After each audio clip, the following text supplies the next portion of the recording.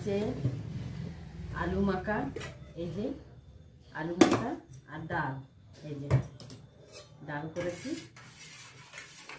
এই যে ডাল, মুগ ডাল, আর জিরে ফোড়ন দিয়ে করেছি মুগ ডাল। আর এখানে আছে ধনেপাতার চাটনি, ধনেপাতা বেটেছি, চলুন।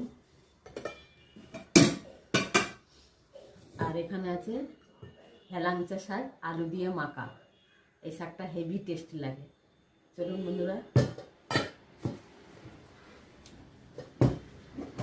এখানে আছে এই সেই ফুলকপি, আলু বেগুন দিয়ে, গাঁটি কচু দিয়ে, শিম দিয়ে চচ্চড়ি করেছি। এই যে এটা আমার খাদ্য, এর কেউ খেতে চায় না, দাদা খেলেও এইমাত্র একটু, আমি খাবো,